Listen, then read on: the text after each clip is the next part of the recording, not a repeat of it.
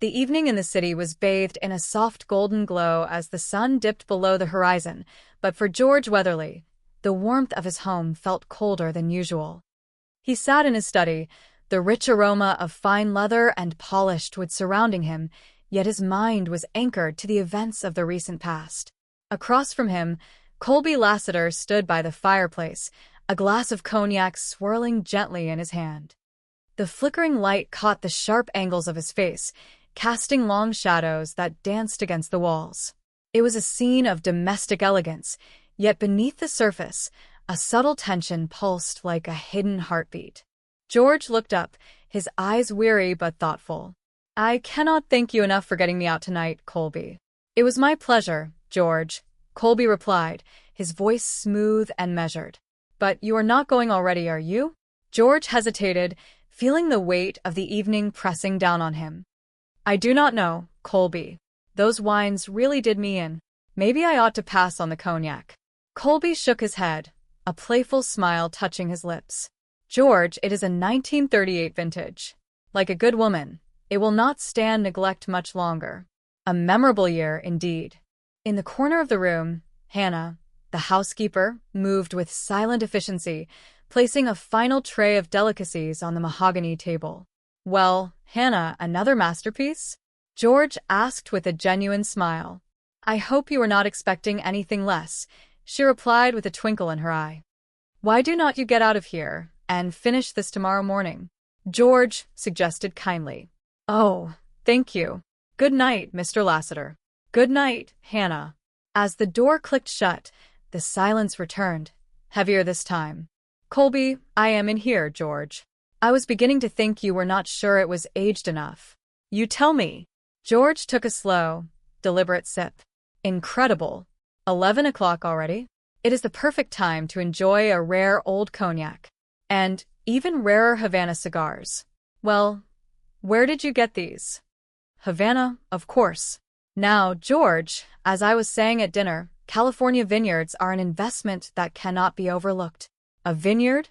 "I have been doing some checking up around Calistoga. Do you have any idea what the profit is on owning all those fields up there?" "In less than 5 years. The return on your investment, George?" "The return on your investment, George?" George had drifted into a heavy, unnatural slumber, his head resting against the back of the plush chair. Colby watched him for a long moment, his expression shifting from casual warmth to cold, calculating focus. He turned and walked to the window, his movements deliberate. "Put your hands on the window," he whispered to the empty room as if rehearsing a scene. "In less than 5 years, the return on your investment would have tripled, George." The silence was broken by the sharp, persistent trill of the telephone. "This is Mr. Weatherly's answering service. Is he there?" "Yes."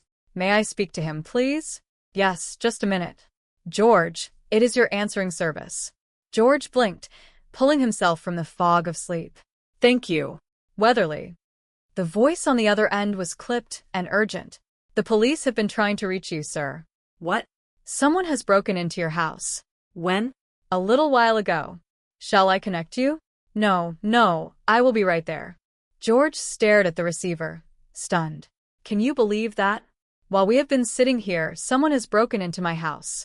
And nothing else was taken, Mr. Weatherly? Nothing else. I have been all over the house. Just the Exeter.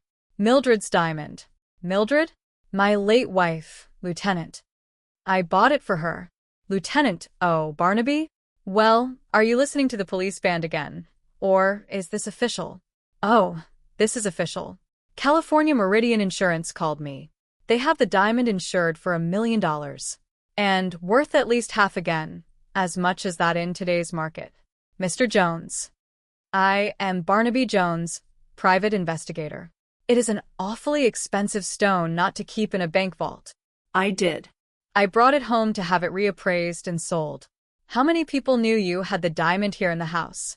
"As I told the lieutenant here, just a few friends. The appraiser, of course, and my servants. You have already made a list, Barnaby. I will get a copy over to Betty if you like." "Like who is who?" "You have a symphony conductor, stockbroker, important banker. Not exactly the kind of people you find on the 10 most wanted list." "Of course not. I told you. These are my friends." What about the servants? Been with me for years. I do not understand. Why do you think the thief must be someone I know?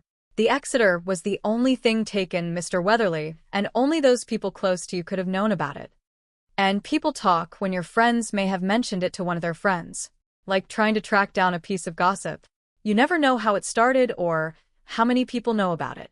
Yes, well, it has been a long night. If you do not need me anymore, Lieutenant, I think I will get some rest. Of course, Mr. Weatherly. Thank you.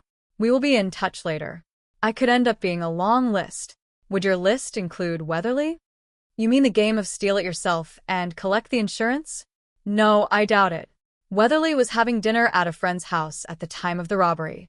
Colby Lassiter, by name. Anyway, this is all the earmarks of a simple bust and run. The thief broke in here, went straight to the desk, got the stone, and hightailed it out.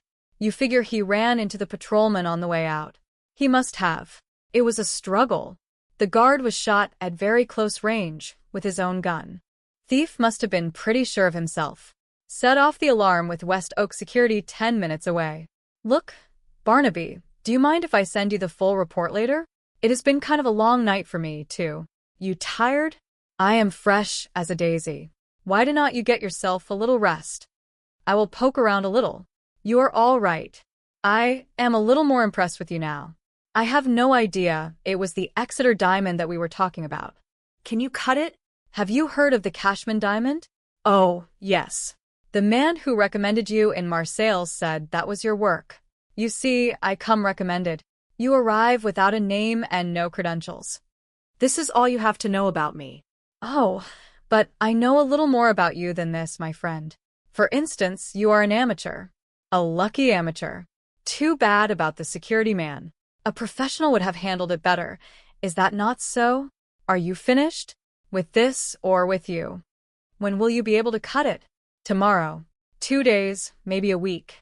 First I study the photos, mark the sketches. I have not got a week. I will get in touch with you. How? Oh no. I will get in touch with you. Honey, be careful now. I will be right back. My granddaughter. Babysit for her now that I have all this time in my retirement. I can keep you working for a while, Andy. Yeah, I bet he told me. The Exeter. Huh? Boy, that rock must be worth a pile of dough. What do you hear in the street? Not a rumor.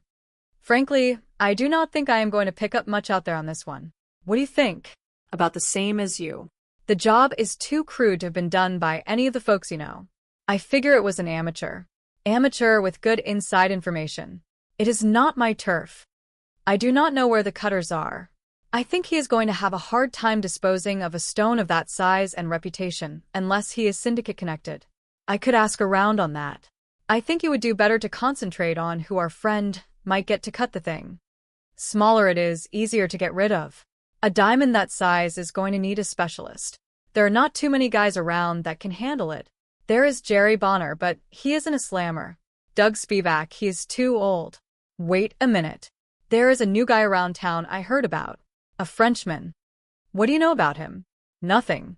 Find out. Still only half. You get the rest when you come up with an answer. Not even a hello for your prodigal wife? Do not tell me you are still mad at me. Claire, you know I can never stay mad at you. Excuse me. There is Mr. Jones to see you. I hope I am not interrupting. Well, now that you are here, Mr. Jones, what is it?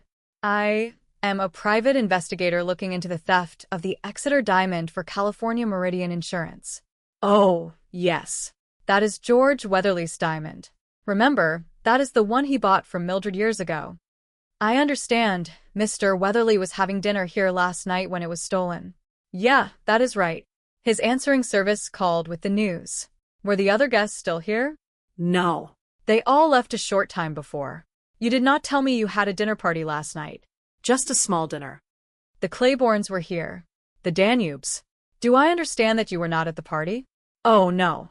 I was still in Switzerland last night your time. On a skiing trip. But I am fascinated. You mean you think someone who was here might have taken it? At this point, Mistress Lassiter, I am not just looking for a needle in a haystack. I am looking for a haystack. How do you expect us to help you with it? Well, it is beginning to look a little bit like an inside job. Somebody that knew Mr. Weatherly, Knew he had the diamond home for reappraisal. Sounds fairly preposterous to me. Well, I am trying to talk to everyone who knew about the Exeter. Possibly you may have even mentioned it to someone. Excuse me, Mr. Jones. There is a telephone call for you. Oh, thank you. I hope you do not mind. I left the number with my secretary. Not at all. Yes, Barnaby, Andy Burns just called. He left the name of a man who knows about the French diamond cutter he mentioned to you. Fire away. He is the chef at the Le Pomerol restaurant. Le Pomerol restaurant. Yeah, Got it. thank you, buddy. Nice place, Le Pomerol. A bit too Provençal for my taste, but well, thank you for the tip and for your time. Sure. Mistress Lassiter. Colby, when I called you from Geneva, the airport, it was Monday morning Swiss time. That would be Sunday night here, between 10 and 11. So? The line was busy. When I was here with George, 3 separate times. I had the overseas operator keep trying for over an hour. Line must have been out of order. But you said George's answering service got through. Oh. Well, but they were not calling from overseas, now were they? No. The line trouble must have been at your end. That is possible. Of course it is. Nice. Surprised, Claire? What are you doing here? Well, what do you think? You left Switzerland without even saying goodbye. Follow me? What? Can you not guess? I had no idea that you supposed my affections were just part of the lessons. Learn how to ski and fall in love in 2 weeks. Kurt, I am married. You know that. You could leave him. We talked about that, did we not? Oh, look. I never meant for it to go this far. I did not think you did, either. I am sorry. I can see I have embarrassed you. It is the last thing in the world I wanted. Oh, please. I did not mean to hurt you. I really did care. It is all right. I am staying at the Parkhurst Hotel here in town. I will be there for a while, seeing what the prospects are. If you would like to talk, you can reach me anytime. Now, closer to the source. A swift pass with the match. A little incline in the gesture. Where is your sense of showmanship? Again, please. Now. The match. There. So, the pass. What have you done to me? You have ruined everything here. I do not believe it. Did you see that? Did you? Yes, very colorful. I may suggest he could use a little practice. You heard? Over there. Practice. He will never get it right. Once a short order cook, always a short order cook. What can I do for you? I am Barnaby Jones, a friend of mine, Andy Burns. Andy Burns? Yes. He told me that you might be knowledgeable about a diamond cutter who works in this area. In this area? In Marseille, perhaps, but not here. Who are you looking for? He is a Frenchman. He is competent enough to handle a stone the size of the Exeter. The Exeter. Yes. It is possible I know him. We did business. Once before, I was forced to retire by the authorities. The celebrated Cashman diamond. Can you believe that Marcel tried to cheat me? Marcel did that? Yes. What is his last name? Marcel Delaude. He had the gall to come in here only a month ago and ask me for a job. Incredible. I nearly threw him out, bodily. While you were tossing him out, did he happen to mention his address? No. Well, no matter. I have some friends who owe me favors down at the Bureau of Immigration. Thank you very much. Oh, Mr. Jones. You will come back to dine, perhaps? I have some superb scallops. I will be looking forward to that. The place is still here. You are sure? I have studied the photos, marked the sketches. Now, there is only the cutting left. What happened? I do not know. These things they happen but rarely. So rarely. How could it? Some flaw. Infinitesimally small. No one could see. That cannot be. That is impossible. Diamonds do not crumble like that. It is impossible. This is nothing but sand. We have been taken. This is glass. Glass. But you saw. Somebody else could have been fooled. Maybe. But not you. You are a diamond cutter. I was concentrating on the angle of the blade. I did not. I checked the stone. That stone must not have been out of my possession until I handed it to you, just this minute. That is it. That has got to be it. You switched it. How could I? Are you sure? Where is it, Marcel? In your pocket? Lieutenant. Well, I see that my message. What message? Until half an hour ago, I was with a friend of mine in the Bureau of Immigration trying to find this address. Was that Marcel Delaude? Did this will out? Yeah. One of the neighbors found him. When we got here, there he was. And there were these. That is the exit door, all right. And pieces of glass all over the floor. Glass. Looks like Marcel tried to pull a duplicate on our friend with these. But he was too smart to fall for it. Any evidence as to who our friend is? Nope. Well, we know one thing about him. He is still in town. But what does he do now? Look for another cutter? Maybe. Maybe he thinks it over and makes a phone call. To California Meridian. Well, the last time you looked this ghastly was the morning after that 3-day housewarming on Ibiza. And a good morning to you, too. Do you want to talk about it? About what? What is bothering you? Did something go wrong with the laser stock? Oh, Claire. Why can I not get a cup of coffee in this joint?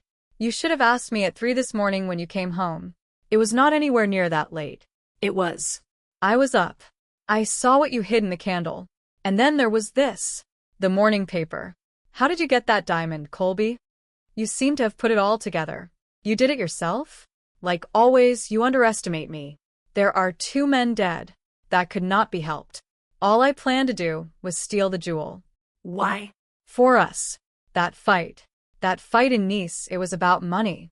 Money. And I never thought twice about money before. George's fortune does not rest on that diamond. It was in his home. It was going to be so easy. No one would be hurt. Except that guard. Claire, he caught me. I did not want to kill him. Why did he have to pick that time? And this diamond cutter, Delaude. Do you know what he was trying to do?